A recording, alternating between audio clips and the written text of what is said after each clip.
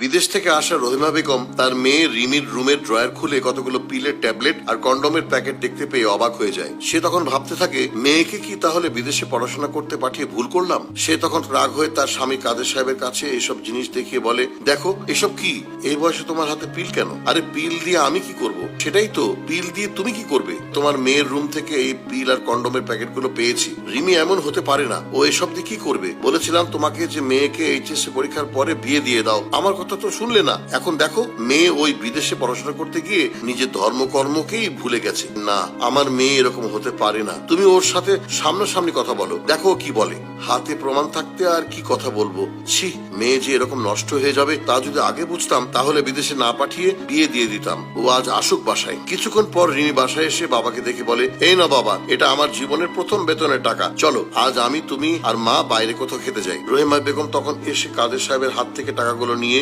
রিমির মুখে ছুড়ে মারে। রিমি তখন অবাক হয়ে বলে, মা তুমি এমন করছো কেন? কি হয়েছে তোমার? বেলাজ, তুই তো তোর মান ইজ্জত সব নষ্ট করে ফেলেছিস। কি করলাম আমি? এই বাবা, মা এমন করছে কেন? কি হয়েছে বলো তো? আসলে মা, আমি তোকে সরাসরি কিছু বলতে পারবো না। রহিমা বেগম তখন পিল আর প্যাকেট দেখিয়ে বলে, দেখ এসব কি, তোর রুমে এসব পাওয়া গেল কিভাবে? তুই কোনো ছেলের সাথে অবৈধভাবে মেলামেশা করিস? বিদেশে গিয়ে ফ্রি মিক্সিং করে কি তুই নষ্ট হয়ে গেছিস? মা, তুমি আসলে যেমনটা ভাবছো তেমনটা না।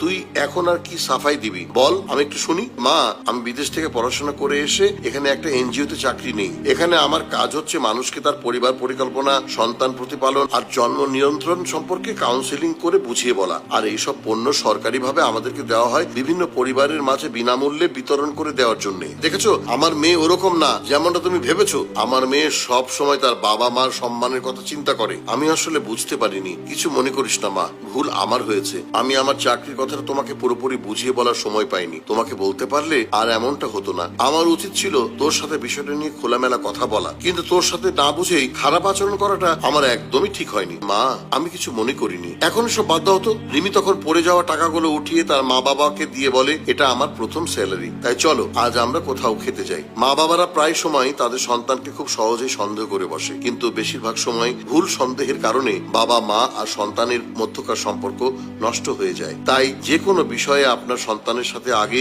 খোলাখুলি ভাবে কথা বলুন। মহান আল্লাহ আমাদের সকল মা বাবার সাথে তাদের সন্তানদের ভালোবাসার সম্পর্ককে অটুট রাখুক। আমিন।